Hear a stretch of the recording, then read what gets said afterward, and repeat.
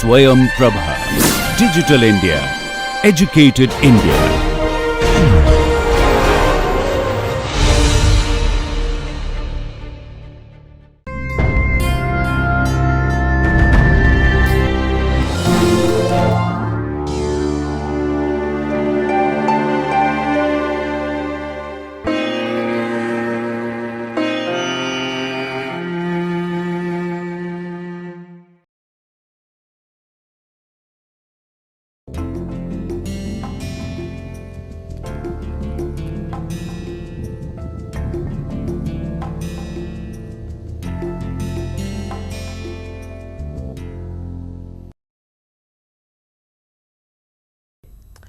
Today we will talk about the environmental laws, and as you can see the title, the environmental laws, when they started some 35 years ago, and with the time they have gone and become very stringent, and it almost cover all aspects of our life, and we have both responsibility towards the environmental laws and the obligation, as well as we have certain rights.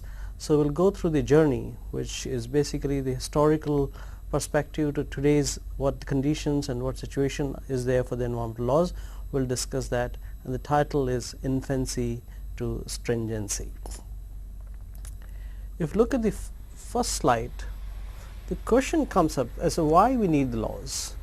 When we understand the system of the environmental pollution or environmental propagation of the pollution, transport of the pollution, we can say that three things which are happening. There is a source, there is a transport mechanism, whether it could be water pollution or air pollution, does not matter. The pollutants are transported through the medium, and there is a receptor. What I mean by the receptor are the people, the ecology that is affected. So there are three components of environmental system, whether it could be water pollution, air pollution, soil pollution, noise pollution, but there would be three components. Source is transport of the pollutant and its effects. So when the effect is so severe as the people tend to suffer because of the pollution, well, we need to do the control, and that is the direction of the control. And where it is controlled, for example, industry is causing pollution, so the industry must control the pollution. But sometimes saying is not enough. Okay, we may ask and the industry to control, but there has to be certain rules, regulation, so industry is duty bound to control the pollution. So we define what is the receptor. It could be the ecology and the people. And when we don't need the laws, if there are, like for example, if voluntarily the industry or the citizens or the people who are running the industry or running other pollution activities, they control the pollution on their own, then we don't need so many laws. But obviously the certain laws are required for the pollution control, and that has come through the societal response. As a society tend to ask for more and more pollution control, so then the environmental laws become very important component of the legal enforcement. So laws are through the parliament, that we can see that our parliament will make the laws, and there will be a system or there will be a body, there will be a mechanism to implement the laws. And in addition, the laws can be the national laws, as we will see some of them, and there could be international laws that we have to follow, and there could be treaties. There could be treaties between the two countries, or there could be the treaties amongst many countries or several countries. So, and then there could be protocols that we need to follow. So we will go through this journey in this lecture, and so we move to the next slide and look at the perspective about why suddenly there was a need for the environmental laws. We look at the history. There has been air pollution episodes have been reported. For example, suddenly because of the poor weather conditions, dispersion was poor, there has been many episodes which caused very high level of pollution, and that resulted in several deaths, injury, and there could be some accidents as well. So there's little examples I'm giving here. Meuse Valley, Donora in Pennsylvania, 1948. Poza Rica in Mexico, 1950. London smoke, the very famous, and we'll little bit discuss about this, was in 1952. Several thousand people died because of the pollution problem in 1952, serious problem. And similarly in Japan in 1956, there was pollution caused because of the methyl mercury pollution in the Minamata Bay, and that resulted into the severe injuries and the damage as well as the deaths. That was in 1956, and then also again in Japan, as the industries were growing in 1959, there was many people suffered from asthma, and in fact that asthma became famous, and the asthma got the name itself is Yokkaichi asthma. Yokkaichi was a place or a city in Japan. It's obviously, if such a situation exists, we need to control the pollution, because the basic fundamental requirement or fundamental objective or the fundamental purpose for the pollution control engineers is to provide good and better public health to the people. So the second thing what you're seeing here on the screen, okay, these are mostly the responses to the environmental problems. So what were the responses? People tend to form the regulation. For example, the Clean Air Act was in response to 1952 London smoke. Water quality conservation law came in Japan in 1958. US federal air pollution legislation came in 1985. US EPA, a very important agency which does a lot of research and makes environmental laws, was formed in the United States in 1970. And also in the US again, Clean Air Act in the United States was amended in 1990 to account for pollution control even for the very other toxic compounds as well. So this little history we see that the mankind has been responding, the governments have been responding to the pollution. So let's see, this was a little historical thing what has happened in certain countries in the world, but let's see what exactly had happened in London smoke. You see a picture on your screen. You essentially see it was during the month of early week of December, that was in 1952. This was the, see here, this suddenly during the 3rd or 4th of December the pollution started rising. That you can see the green green line or the green graph, that was the sulfur dioxide, as you can see here. Okay, so both suddenly in London sulfur dioxide started going up, so was the smoke, the dot you see here, and the levels of both of them as you see on this side screen. Okay, that at the peak time it was like 2 milligram per meter cube of sulfur dioxide, which is very, very high, and you see it started affecting the people, and the red line what you see is the number of deaths, and number of deaths is given on this side. Okay, and there was this was a normal death rate, okay, per day in the London city, and then you see because of the pollution people started suffering, and it really caused the death apart from the injuries. And this is a picture taken from the London smoke from the BBC site, and then you can imagine like how pollution can cause very serious problems. So we need to control, and we have to have a legal system that would be enforced, and so industries need to follow, the individual people have to follow, the vehicle owners have to follow how to keep their vehicles clean. So these things become very important. So this lecture today is for the environmental laws. Let's see what is environmental laws in India, then we'll discuss a journey through past and what are the laws that we have today. In the constitution, every citizen, okay, need to do certain, they are duty bound to do certain things as per the article 15G that states for citizens of India is, it shall be the duty of every citizen of India to protect and improve the natural environment including forests, lakes, rivers and wildlife, and to have compassion for the living creatures. So that's, we all are duty bound about to keep the environment clean. It's not only that every citizen is duty bound, the constitution also cast a duty on the states. So every state, as per the article 48A, which was 42nd amendment, it cast a duty on every state in the directive principles of our constitution.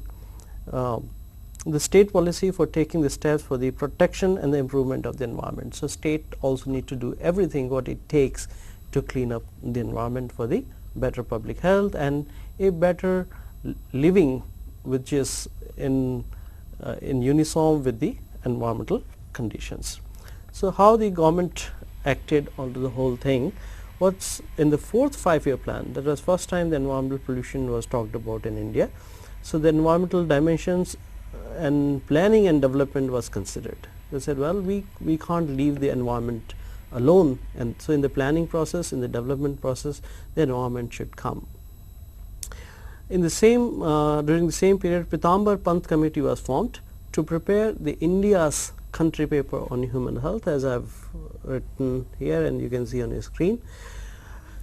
And then after that, a committee was formed, which was a very important committee when it came to the devising and developing the environmental laws in the country, was the National Committee on Environmental Planning and Coordination, that was formed in 1972.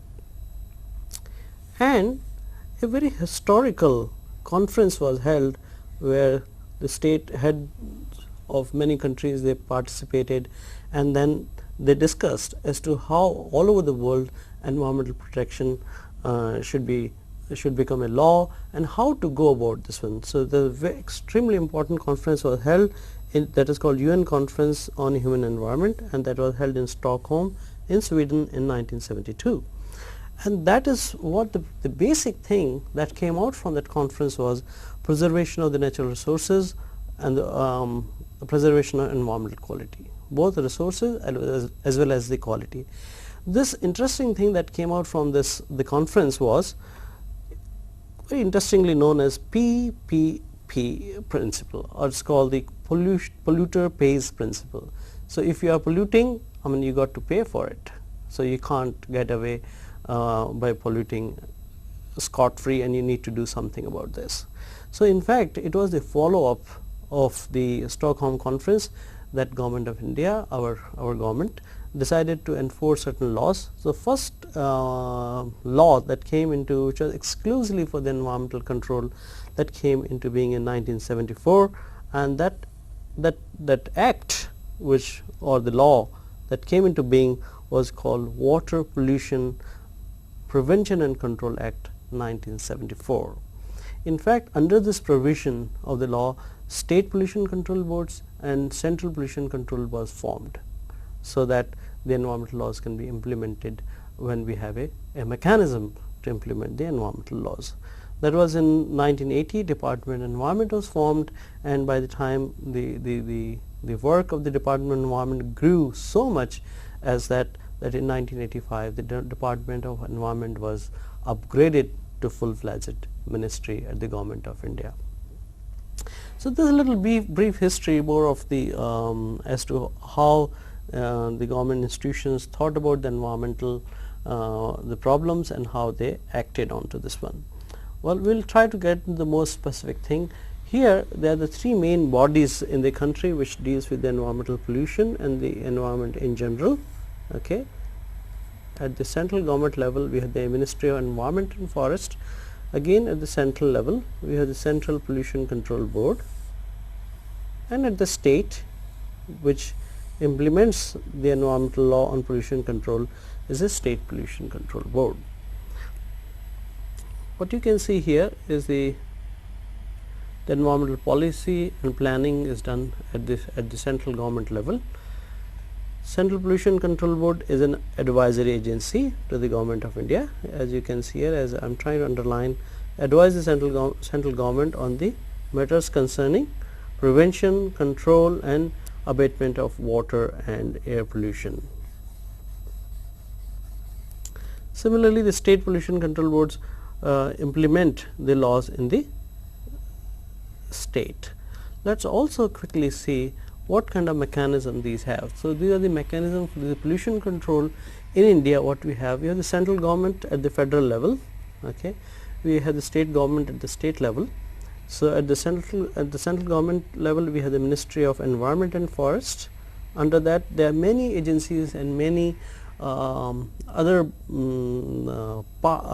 organs the ministry has to deal with the pollution, but the important thing is the Central Pollution Control Board, which is concerning largely with the pollution control, because environmental aspects, there are many aspects of the environment and pollution control is one of them.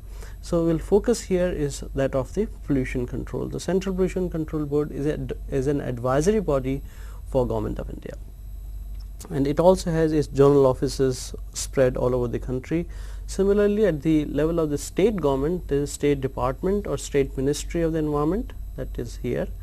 It also has a State Pollution Control Board which interact with the state level ministry, and it also has the regional offices, as you can see here. And the State Pollution Control Board and the Central Pollution Control Board has a very close link,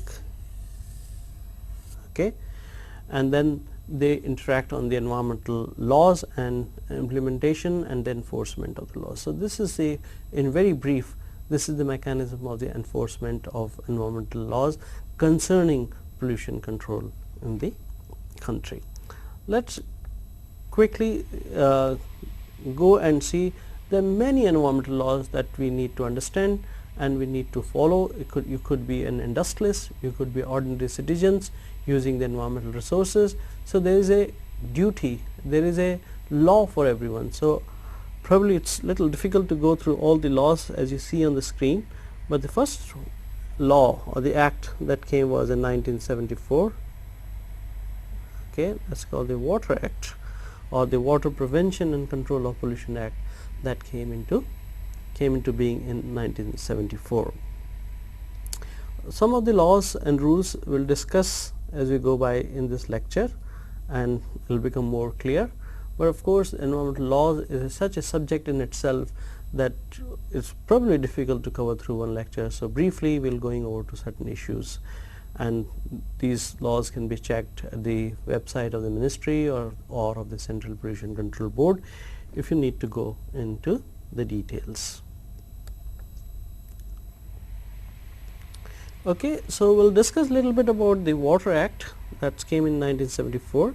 Essentially, it focused on to the control, abate and prevent water pollution and to preserve as well as restore the national water quality. So, one of the major objectives set in this Water Act 1974 was to develop the water quality standards.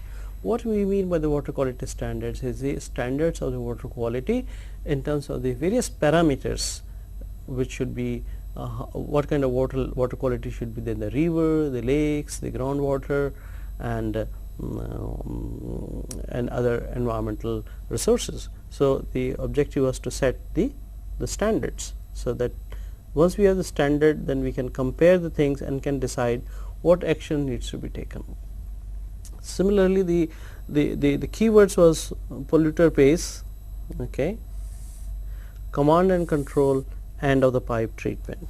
That became the focus for all the industries, and in fact even for the municipal supplies, wastewater is generated in each city and that needs to be controlled. And why we call it end of the pipe treatment is that when it is discharged, when it is about to be discharged into the water body or onto the land, there must be some treatment done. So, that is called end of the pipe treatment. Okay, when we talk about the responsibilities, that is responsibility largely which I am referring here is to the industries. Let us write that one.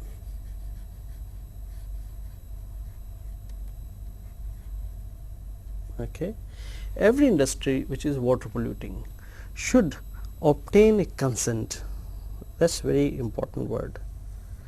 Before even the industry is going to start the business, before they are even going to put their foundation stone, what is required is that they obtained a consent, or in short form I can say a no objection certificate that industry can certainly come at the place where they intend to come. And in the when they are getting such kind of NOC, as I have written here, no objection certificate, they need to demonstrate as to kind of technology they have is a clean technology. They have to demonstrate the wastewater or that would come out from the industry will be properly treated, and it will not have the adverse impacts onto the receiving water body. So, that is very important, that even before the industry it comes up, they need to take a permission, they need to take a consent, so that it is right in the beginning before the industry comes up, it is kind of guaranteed that industry will be an environmental friendly industry. So, that is very important step. So, legally all the industries which are, or all the people who are planning to have an industry, they rather go to the proper authorities and provide enough information that their industry is a clean process and it will not cause any harmful impact on the receiving water bodies or receiving the environment or to the people, and then they can get a go ahead, and then they can start construction. Well, it does not end there, because once the industry is ready, before the production can start, they must obtain another consent, okay, and that consent is called consent to operate, okay, that is specified under section 21.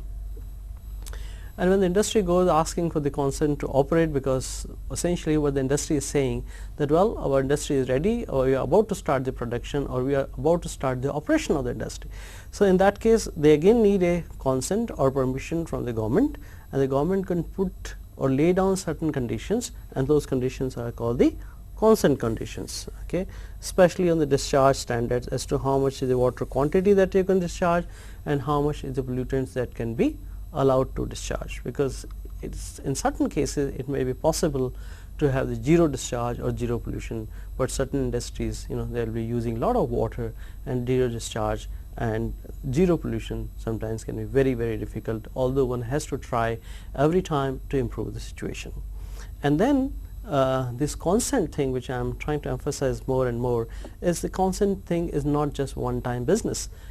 Consent needs to be renewed every time within that certain time frame specified by the authorities, so that there is a continuous improvement in the functioning of the industry as far as the pollution is concerned, because, well, the authorities can tighten the standards, the authorities can say improve certain things, and that becomes a renewal mechanism for the consent, that it could be one need to renew. It depends on the authorities. It needs to be reviewed for 1 year, 3 years, 5 years, 10 years, depending on what kind of situation the person or the industry is in. So you get an idea as to the industry needs to take a consent, or needs to take a permission, or needs to take an NOC, which stands for no objection certificate. And sometimes even the NOC simply is not enough. They need to go something called EIA. That stands for environmental impact assessment. That is, in fact, is even detailed study of the impacts of the pollutions or the emissions and other activities on the environment as a whole. Okay, there are certain punitive measures. Very briefly, will be specifying non-compliance. Suppose the government has given the consent, and within the consent there are certain conditions which industry need to follow. If they don't, it can attract punitive action from the government, and there could be certain punishments that are incorporated in the law. Apart from that, it is simply not enough to say that the punitive measure. The industry also has certain rights, and why not? And these rights will include notice of inspection. If suppose somebody wants to come and inspect, so formal inspection, then they need to take certain, they need the information, the industry will need the information. There is something called deemed consent. That is an important concept. Okay. Suppose the industry applies for a consent, and within 4 months there is no reply from the authorities, then the consent becomes automatic, and it becomes deemed consent, and it becomes unconditional consent. The industry also has a right to appeal if they think proper justice is not done to them, or the conditions have been very stringent, or something cannot be justified. They can appeal to an appellate authority that is again created as per the provisions of the Water Act, and then there are the opportunities for them to file the objection against. Suppose industry is directed the closure, then they can go to the proper authority to say, well, the closure is not quite right, or they can explain the situation, and then proper action or no action can be taken as far as the closure is concerned. So these are the mechanisms and ways in which the Water Pollution Act is being implemented in the country. Well, we move on. Similarly, there is another provision in the Water Cess Act. That act came in 1977, as you can see here. The purpose of the cess, or the cess means here basically essentially a small levy or charge on the amount of the water consumed. Sometimes there is a confusion as whether it is water consumed or water or wastewater discharged. So here essentially we are talking on the water uses. Okay. So objective here is not to collect the money, okay, but objective is that if you are charged certain money, you will have the you will try your everything best to conserve the water, because there's something like electricity, you pay for the electricity. So here also you are paying more and more for the more and more water uses. So there will be automatically there will be ways and means the industry or the person will think about how to minimize the water uses, and also this becomes additional resource for the pollution control boards. Responsibility for the responsibility and obligation for the industry. Let's write in the bracket industry.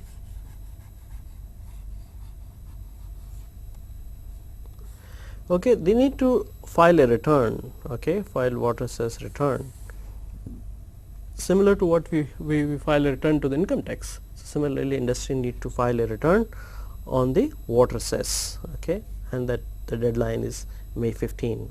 They also need to provide the water meters so that we know exactly how much the water is being consumed. Even if somebody is not using the water from the lakes or from the river, even if they are using the groundwater, okay, the groundwater also come in the ambit of Water Cess Act. So you can't say, well, I'm not using the resources in terms of the river or lakes, but again the groundwater is not the sole authority, is not the sole resource that you can use independently. Groundwater is there for everyone to use. So even if somebody is using the groundwater, this comes under the ambit of Water Cess Act. And access to the relevant information and inspection that the authorities can ask for. The rights, well, rights for whom? Rights for the industry again.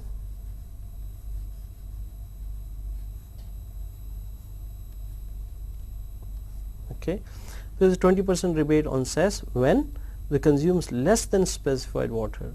There are certain water quantities that have been specified in the industry using less than that, there could be a rebate of 25%. Complying with all the standards, okay, then also they can get certain rebates.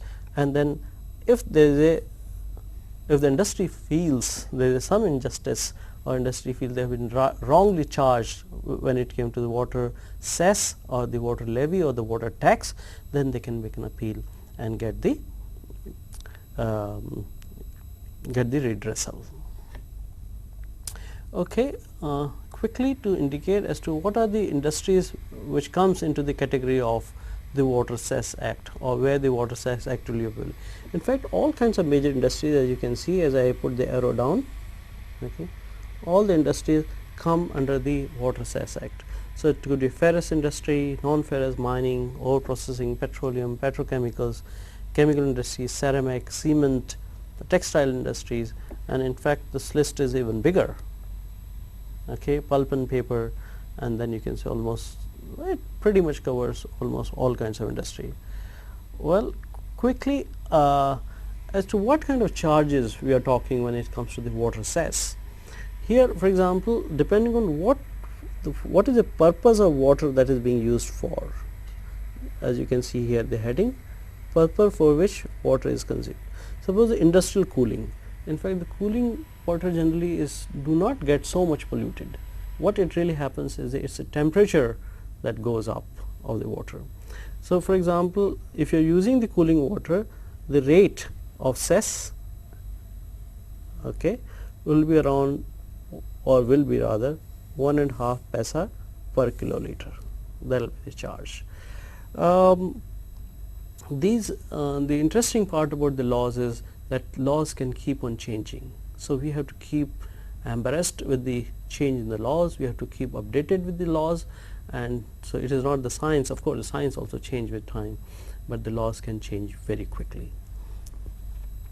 So for example, I mean let's take this situation, okay, it's just the example to demonstrate certain thing, not that we are trying to actually do the calculation.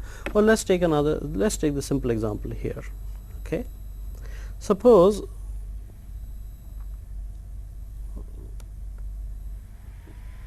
okay, let's do this thing. Suppose there is a steel plant, and the capacity of the steel, I write here capacity is, let's say, 10 million ton annual capacity of steel production. So capacity is 10 million ton per year. Okay, and is using the water for cooling, let's say. Okay, it's just an example that I'm generating an example for you, is using 100 meter cube. Meter cube is same as kiloliter per ton of steel. So cess, or the tax that industry will pay, will be equal to, for the cooling water, how much is 1.5 paisa. So in terms of rupees, it will be 0.015 times how much water they are using, 100 meter cube or 100 kiloliters per ton. How much tons they are making? 10 into 10 to the power 6, or the billion ton.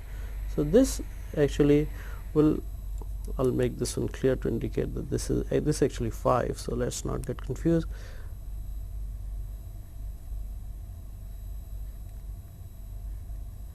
Okay, so this comes out to be number which will be, if you show the calculation, 3 digits will go away from here. So you have 3, 4, 5, 6, 7. Okay, the 1, 5.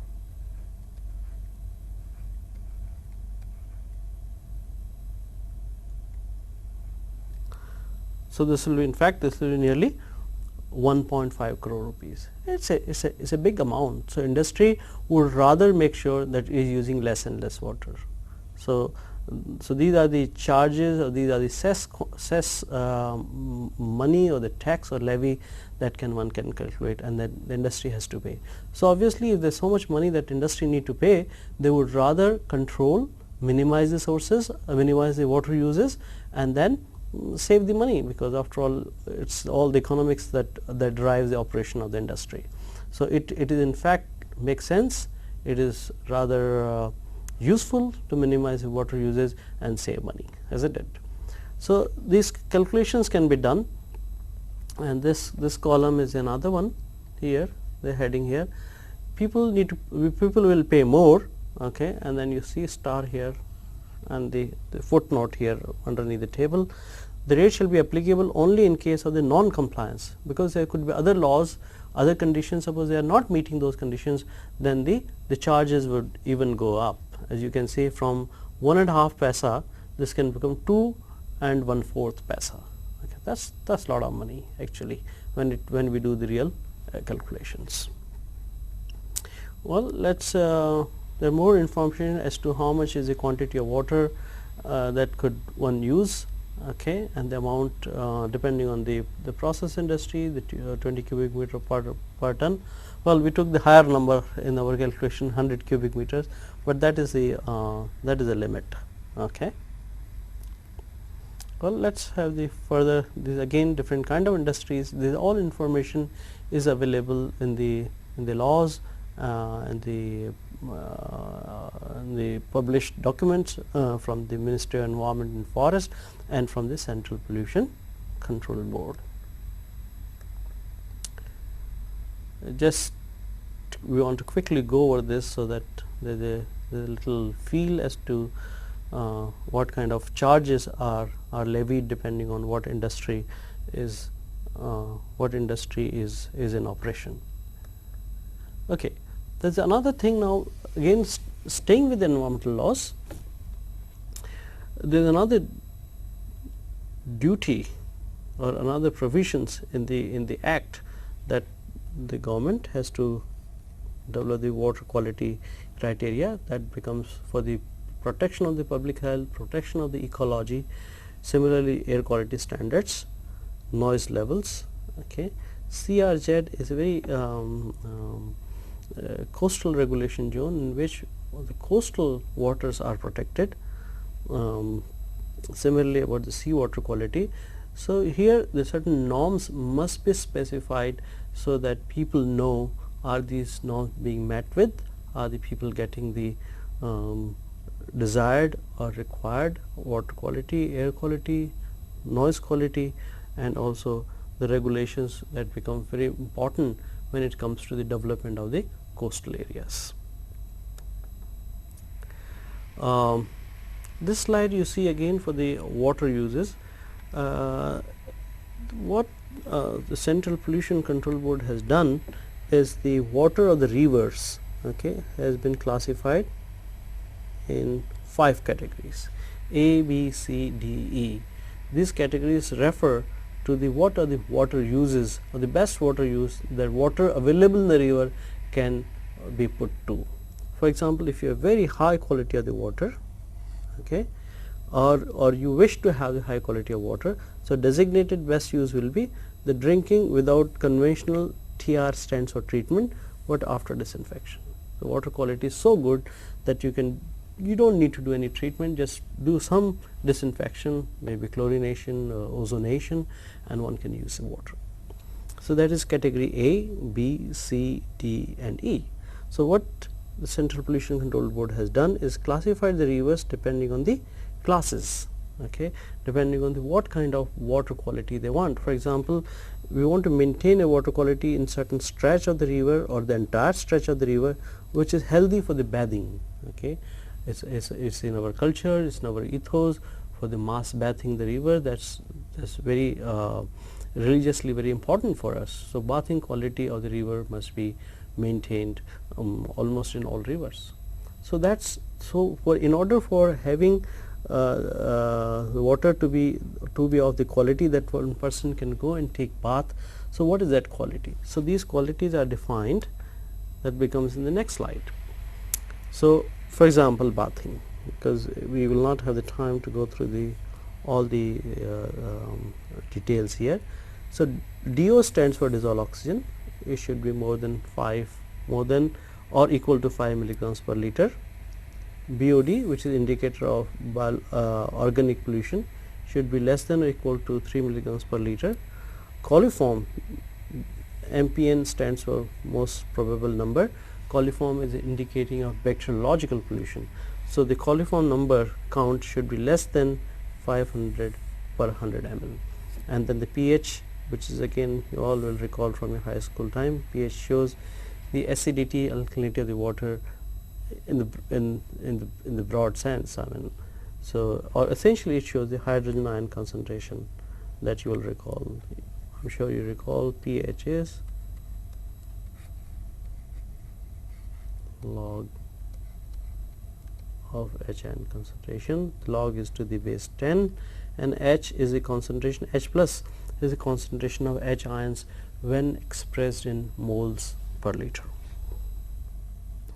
Okay. Similarly, the water quality requirement will not be so stringent if the purpose of the river or purpose of the water is for the irrigation, cooling and controlled waste disposal. But however, as I again say, environmental laws are not the fixed entities, they keep on changing. So we should always keep ourselves updated with the environmental laws. In fact, these laws are also being revised and being changed.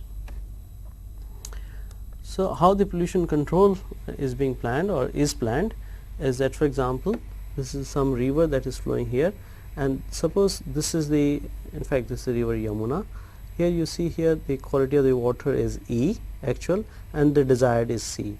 So that way we can very quickly understand where and how the problem exists, because this is what is the desired, okay, use classified, or as you can see the desired, and here is the red line what you see is the E category as we defined last time is actual. For example, this is a little old slide. We don't know what actual situation is right now, but this is from the water quality profile of river Yamuna. So you can see very quickly with these maps we can find out what are the actual levels and what are the desired levels, and the difference or the gap between the actual level and the desired level is indicative as to what we need to do and what we need to improve. Well, let's still environmental laws don't end there. The Air Act came in 1981, okay, for the control of air pollution. Again, it was very similar to the Water Act, but the water in fact is replaced by air, again it needed control, abate and prevent air pollution to preserve and restore the national air quality, set air quality standards and criteria, and the noise pollution control or noise pollution is part of the Air Act that came through an amendment. Again, polluters pay principle, command and control and other pipe treatment that is being talked about in the Air Act. Responsibilities very similar to the air, similar to Water Act, consent to establish, consent to operate and the renewal of the consent. So, they are the very similar kind of concept here when it came to the air pollution.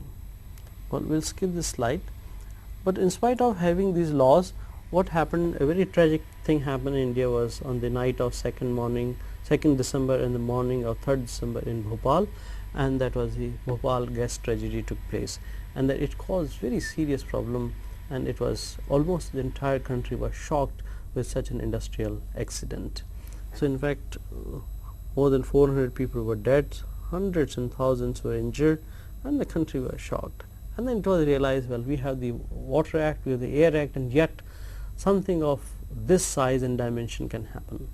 So, and then one more accident which is reported was in December 4, 1985.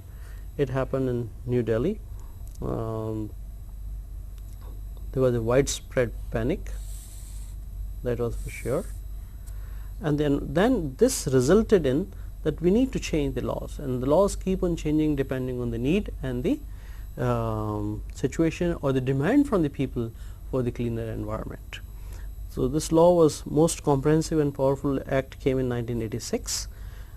In this law, the implementing authorities had the powers for the closure order, ban on the raw material supply, and the focus from is slightly shifted from just water and air to the hazardous waste, because hazardous waste can cause serious problem within a short time. Okay, management and handling, it become focus on manufacture, storage and import of hazardous chemicals. Okay, because well, these chemicals could be, some of the chemicals are so hazardous that if they come in the environment, they can certainly cause serious problem, and even the deaths, and death are not one but several people. So, the focus became this one. The another important thing came out of this Environmental Protection Act is the environmental clearance procedures, okay, and for the new projects, and that is called EIA requirements.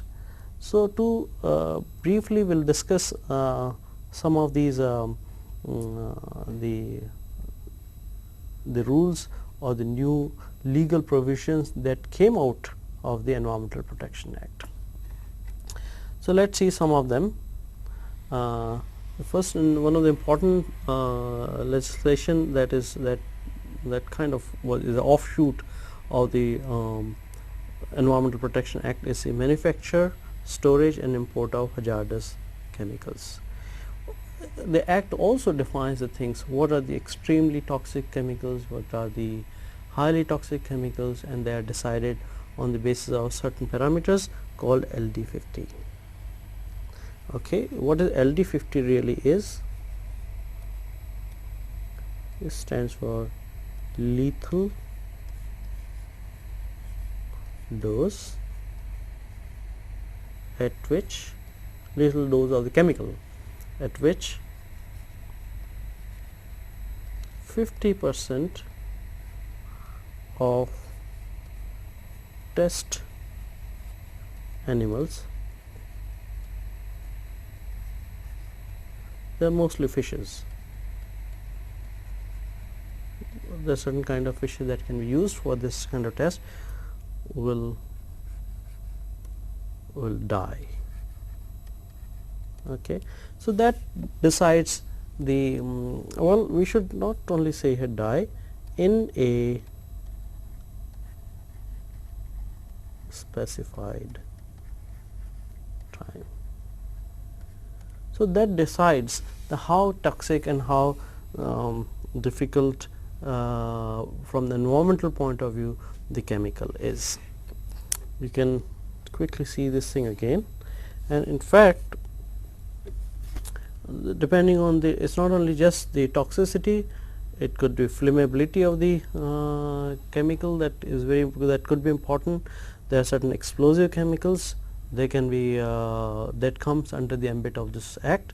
In fact, the documents concerning this law, this rule, the rules list 434 chemicals and specify the quantity that can be stored.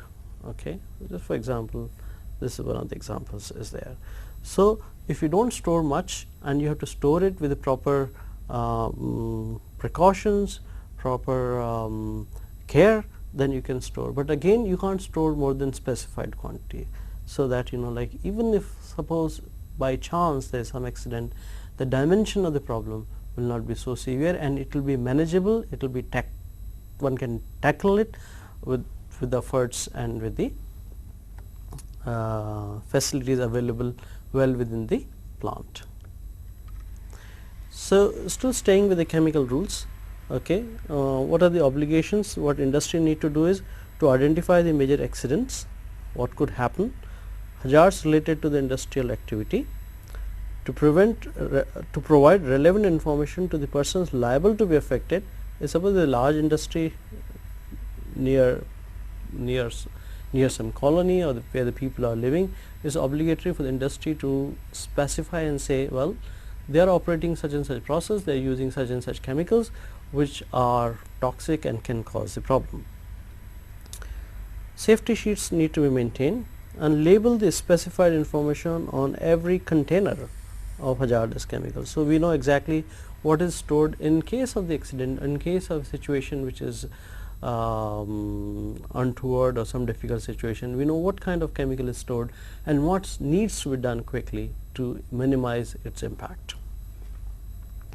Responsibilities for the industry: safety reports, they have to maintain both off-site and on-site, prepare up-to-date on-site emergency plan in case things go wrong, maintain records of the imports of the hazardous chemicals, ensure transportation of hazardous substance as per the provisions of the Motor Vehicle Act of 1988. There are ways in which the hazardous chemicals can be transported and that must be followed properly.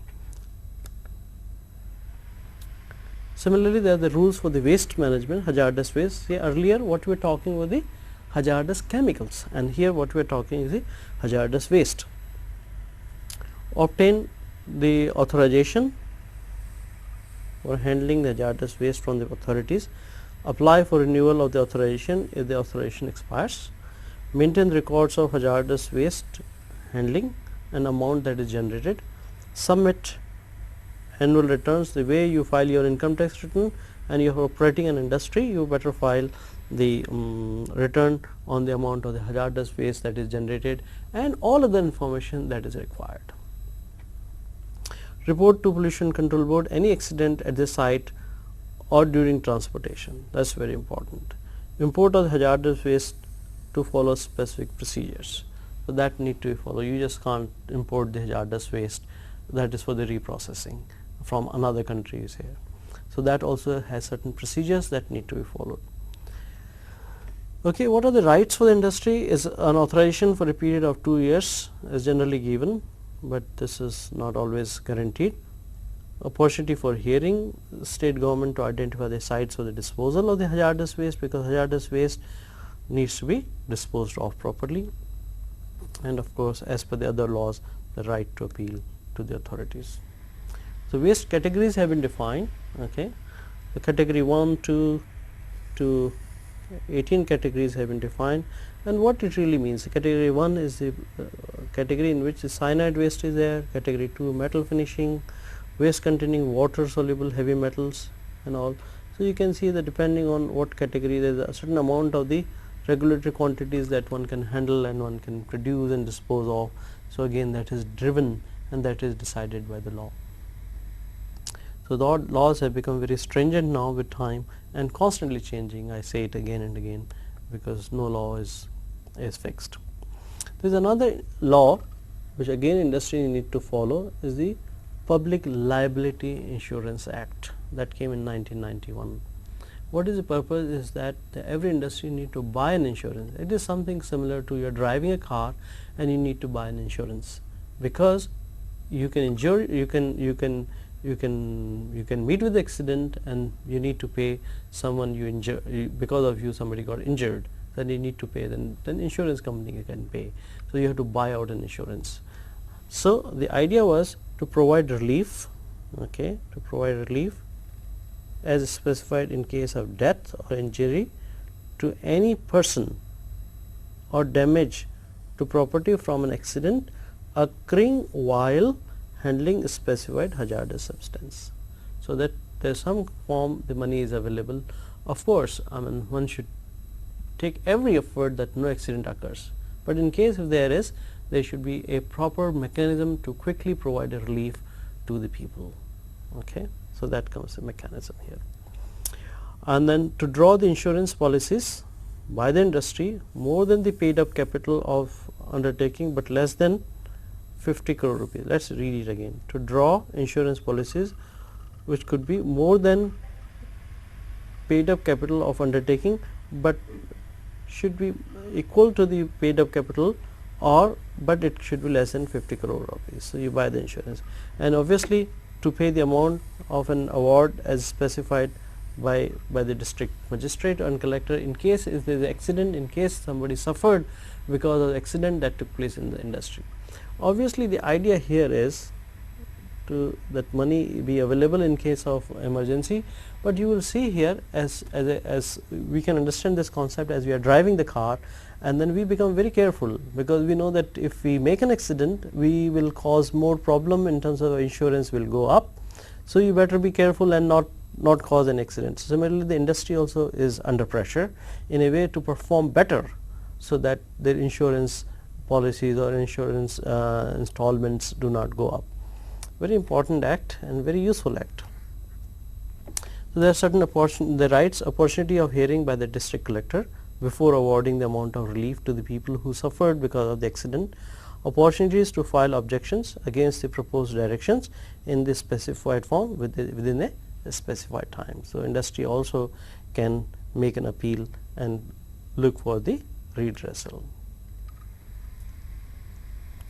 There is also a requirement that every industry must submit an environmental statement by September 30 to State Pollution Control Board. What it needs to specify: the water and raw material consumption quantities, the pollution discharges in terms of the water and air, hazardous waste information, solid waste, waste characteristics, and measures taken to prevent natural resources. Okay, another important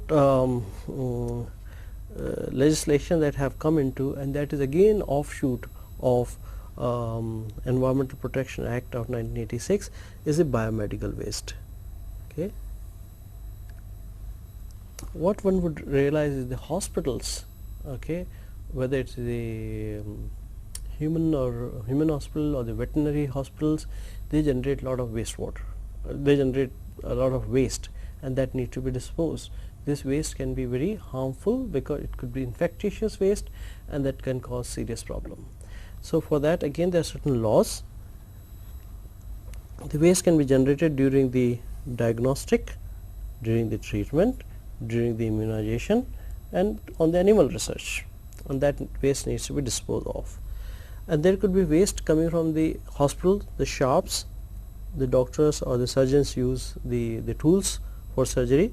That could be soiled waste, there could be other disposable, there could be anatomic waste, there will be some cultures, discarded medicines, some medicines are expired and that needs to be discarded, there could be some body parts that need to be discarded, and that all become biomedical waste, and there has to be the laws and rules to handle the biomedical waste. So biomedical waste also, for the purpose of the implementation, has been categorized into certain categories, and some of the categories are specified as you see on your screen. Okay, is the human and anatomic waste is one category, animal waste is a second kind of category, microbiological or biotechnological waste is another category, waste that is sharp like the knives and the other tools which the surgeon use, because at some point those need to be disposed of. So what is the most important thing is that you don't want to mix these waste, mix No. Okay. So then if you don't mix, then you segregate it. That's what is the law says. Segregate, and in order for not to having any confusion, segregate in the bags which are of different colors. Okay. So that one would know where this waste is coming from. And especially, see, the other issue with the biomedical waste is, suppose there is some infectious waste. So if you mix that waste with other waste, all other waste will become infectious, and people who are handling the waste, or the people being disposed of on the landfill side, or the rag pickers can pick up certain things, and they can get the disease because of the biomedical waste that is spreading around. So there is a need to proper collection, proper treatment, and then the proper disposal. So what are the ways and means to handle the biomedical waste? There is incineration, certain amount of the waste which can be burnt simply. There are certain waste which could be disinfected, and then disinfected waste can be mixed with the municipal waste. Then there is no fear of getting the infection from the biomedical waste. Then again, all the hospitals, the large hospitals, must obtain a authorization from the State Pollution Control Board, and they must follow the rules and regulation specified for the biomedical waste rule. This has become very important, and almost all the hospitals in the country are now following the biomedical waste rules, and it is very important for our public health, for the people at large, that no infectious waste comes out from the hospitals, and it does not cause any other serious problem for the people who are handling the waste, or the people at large. Okay, there is another very powerful means for the pollution control in the country is called public interest litigation. I am sure you all hear this in the newspaper, and the actions being taken by the courts, and what it says. In fact, the Supreme Court of India has expanded the scope of the boundaries of the fundamental right of life and personal liberty as guaranteed in Article 21 of the Constitution of India. So the guarantee which the Constitution gives to us for the personal liberty and right of life is simply not just live, the life, right to life with the proper environment and the clean environment. So if in some sense, if this fundamental right is infringed with, then there has to be some action mechanism that is put into place, and that comes through public interest litigation. The court has interpreted the right of life, okay, and personal liberty to include the right to a wholesome environment, or the clean and the proper environment. If suppose that environment is not clean, it means in a way the court can interpret this as the infringement, okay, of the fundamental right to live in personal liberty, which is very strong and powerful interpretation our courts have given, and that in fact has kind of stimulated the general people at large, and many public interest litigations have been filed, and it has resulted in clean environment, many of the cleaner process. In fact, we have some of the examples, as you can see here. Some of the important PILs are the gas leak from the Shriram food fertilizers in Delhi in 1985, that became the subject of PIL. H-acid industry in Udaipur, air polluting industries in West Bengal, including some of the oil refineries. Hazardous industries in Delhi became the PIL, because people thought if there is hazardous industry, it could be harmful and it could be dangerous. Common effluent treatment plants in Delhi, H-acid industry in Ratlam. Many PILs are filed in Taj in Agra to protect the Taj, and many other things. Example you see here, that has resulted in very quick decisions, and it has the people have become very active and participating in the PILs, and that could lead to a very healthy and very good environment.